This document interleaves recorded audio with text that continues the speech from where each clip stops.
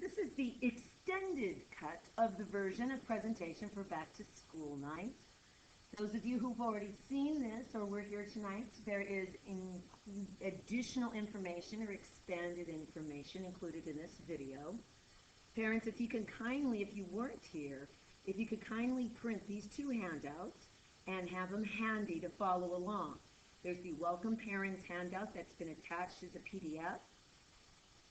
And then there is this handout, what to do when you don't know what to do, as well as the gears page. I'm going to be referring to both of these during the presentation.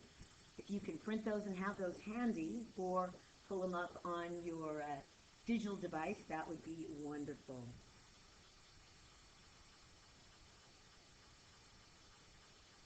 Take a moment to read this.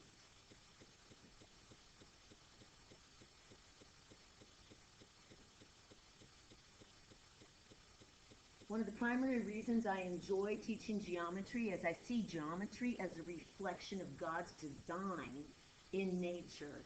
As Johannes Kepler talked about being the mind of God. I think it's a wonderful way to explore the world around us using visuality of math, which is very distinct from the algebraic approach to math, which is what I basically call number crunching. My personal life outside of school, I enjoy being outdoors and hanging out with friends, traveling. You need to know that I am a public school kid. I got a great education just down the street from Valley at Andrew Hill High School. Fabulous educators. But because I came through the public school, I have a special appreciation for some of the advantages of working and teaching in a private school. One of them is the ability to connect my subject to issues of faith and philosophy. Another one is the fact that I have more autonomy in a private school to take my 17 years of experience and incorporate it into my curriculum. So I like the flexibility and the ability to connect my subjects to faith. That is the advantage that I have working at a private school. My teaching style. You need to know that I am addicted to this light bulb. That is the invisible light bulb above your son and daughter's head, which when it comes on in my class, that's just a delicious sight to me. And there's several things I do differently in this class in order to see that light bulb turn on. One of them is that we are an inverted classroom, an investigative classroom. Now, if we had all the time in the world,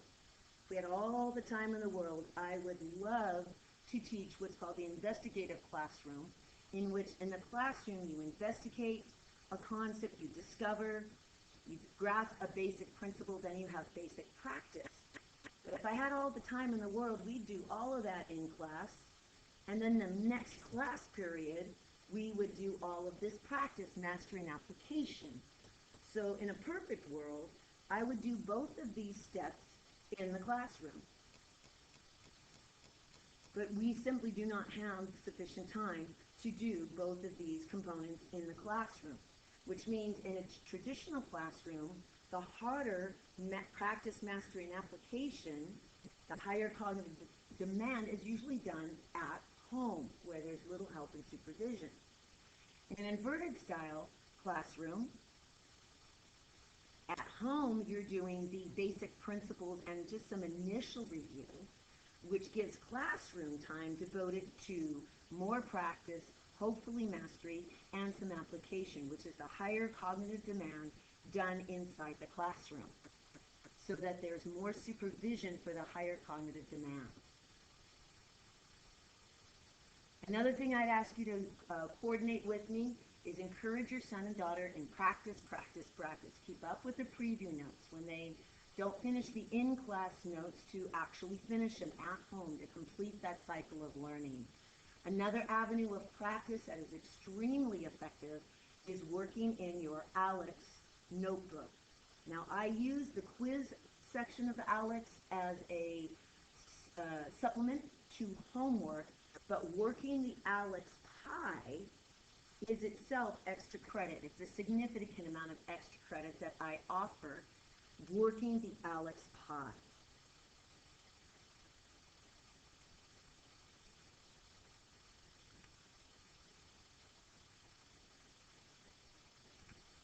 So I wasn't able to talk in much detail during Parents' Night at all about working the Alex Pie.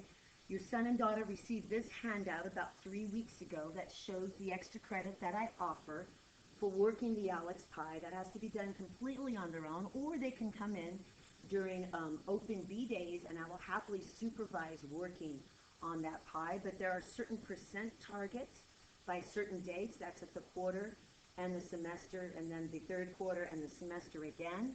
And as you see, there's a significant amount of potential extra credit for that. This is the main avenue of extra credit in my class. Let me give you a short tutorial on some helpful things for working the Alex Pie. So when a student logs on to Alex, they're going to see their Alex Pie like so. And then they hit continue my path. And they have a choice of, if they click this here, when you first continue a path, it looks like you're forced to do a certain subject, and you're actually not. You can click on that little drop-down blue arrow, and it gives you a menu of about a dozen topics that your son and daughter would be ready to accomplish according to the AI program of Alex. Now, what I have available for you is that you, if a student looks at this and they see these concepts, and let's say they want to talk about area of a circle, and that's an area and volume. They click on that, and then on my website, I have what are called Alex Help videos. Right here, Alex explanation videos. You click on that. You can pull this up on another screen, and you can scroll down to find the topic that this was in, and that was area and volume.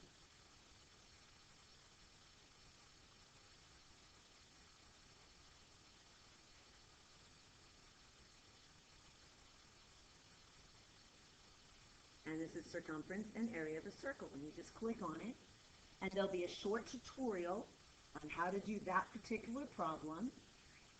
And then they can toggle back here and actually accomplish it. Now, of course, when they hit that start button, there's always an example. But some students are not visual learners. It's hard for them to follow straight up text. That's why here, if you click on these videos, you'll find the vast majority of the concepts in the Alex Pie explained in video format. So that's another avenue of practice. Now, parents, I want to talk briefly about my background according to my teaching style. I have a bachelor's in occupational therapy, which is a rehab science degree, and I got my master's in education from Dominican University. And my master's thesis, or research project, is on the concept of a digital immigrant versus a digital native, and how that changes the way we think, what's going on in our brains compared to their brains. I say us compared to them because parents, most of us adults, if you will, over 40, we are digital immigrants. And that's where we hit technology. Let's say we weren't teenagers when we hit technology, or maybe late teenagers. We weren't children. Whereas your sons and daughters are digital natives, which means their brains are wired slightly different, and in some ways significantly different than us as digital immigrants. And that makes a difference in the way they process information. And around 2007, 8, and 9, I was noticing a change in my students' cognition and the way they approached problem solving. And so in 2010 and 11 and 12, I pursued a master's degree and did a research thesis that involved studying this more closely.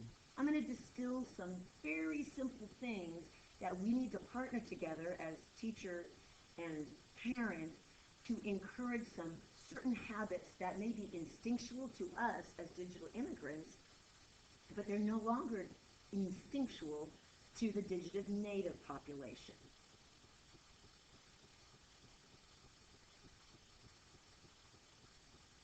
So take a look at this GEARS handout. And this is what I'd like you to focus on. This is the main thing I'd like to partner with you, and that's something called 3 body parts, 3 times, 2 minutes, 2 body parts. 3 body parts, 3 times, 2 minutes, 2 body parts. Let me describe what's going on here. When your son and daughter reads anything in a math class, I like them to read with 3 body parts, with their finger on the paper, and of course their eyes, and their lips moving. The reason why I want all 3 involved is because of neurology. The finger is connected to the motor cortex,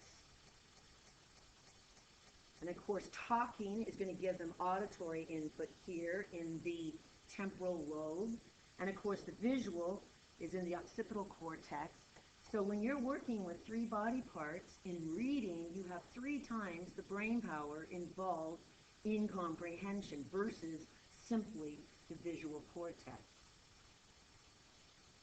And then I want them to read 3 times. I'm going to model this in just a moment. They read with their finger on the paper, lips moving. Then they filter. And then they translate, which is draw, label, list, cross out. Let me model this for you. So here's a word problem that we worked on about 4 weeks ago, 3 weeks ago. And this is what I'm encouraging your son and daughter to do. 1, they finger track and read out loud. So their finger's on the paper, not their pencil, their finger. And they read, Stacy is creating a border for her rectangular herb garden with bricks. Each brick is 6 inches in length. The length of the garden is 4 times as long as the width. The area of the garden is 400 square feet. What is the perimeter of the garden? Each brick costs 75 cents. What would be the total cost of the border? So that's round number 1, reading. Second round, right here, that was read. And now we go back and we filter. Filter is where they either take their pencil and underline or a highlighter. We're going to underline and highlight all numbers and keywords.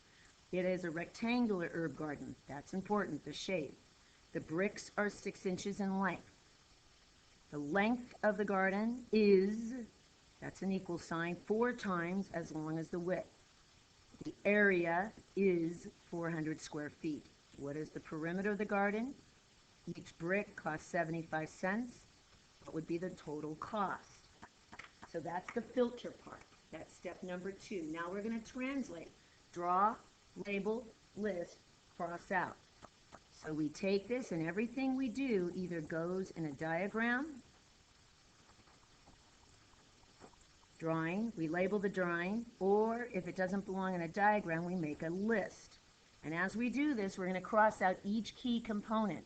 This is one of the main things that digital natives do not do naturally. Is they immediately attempt to solve the problem and they haven't even got all the information organized. It's like trying to cook without getting all the food out of the fridge. So Stacy's creating a rectangular herb garden, so it's a rectangle.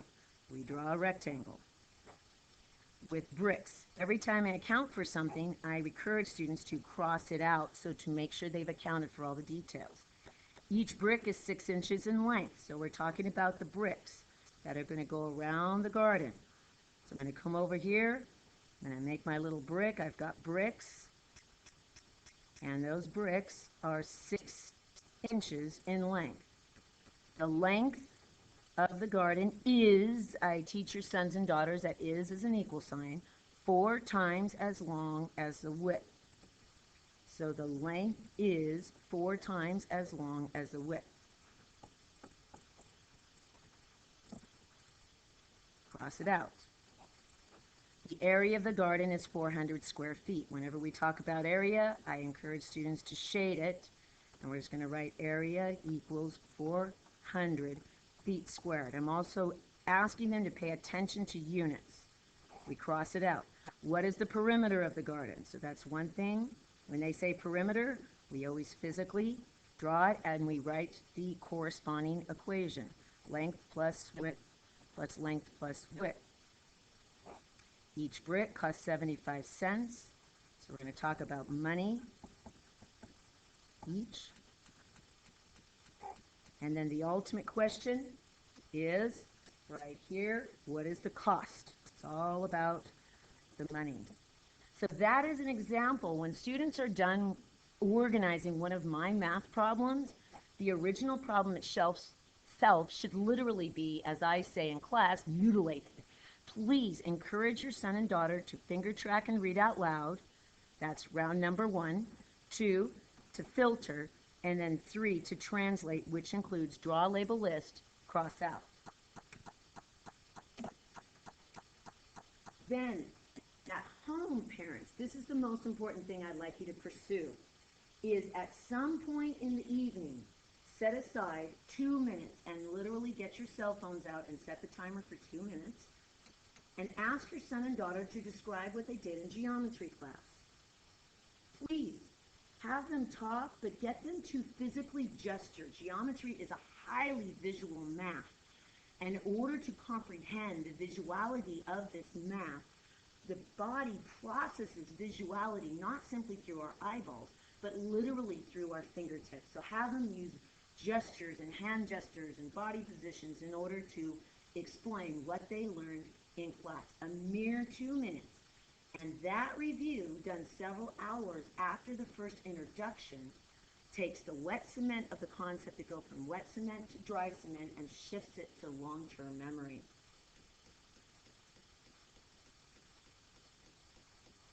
Another thing I'd like you to cultivate with your son and daughter is simple perseverance. I can't tell you how many times as an educator I've seen students, they look at a math problem, and then they kind of fold their hands across the chest and they say, I don't know what to do. And then they just cease. They cease moving forward because they get paralyzed by not knowing where to start or what they can do. So I have this list here of 10 things that you can coach your son and daughter to do when they don't know what to do. You don't even need to know the content or the subject of the material we're learning. Just literally walk them through, and it's in question format, so that you can simply ask them, 1, did you finger track and read out loud? Did you highlight and underline keywords and numbers and units? Did you go to your reference booklet, etc.? So walk through these 10 steps. These are 10 things that they can do when they don't know what to do. If you would like more information about how digital technology is shaping both learning and socialization, there are 3 books I recommend. The Digital Invasion is more about digital technology and family. It was recommended by our principal, Gabe Guven, about at a teacher's presentation 2 years ago. I personally use these 2 resources as one of about a dozen books I used for my master's thesis. If you are interested in the bibliography of my master's thesis for further research, you are welcome to email me. Thank you, parents. To those who came, I appreciate your attendance. To those who are unable to come, I hope this video was helpful.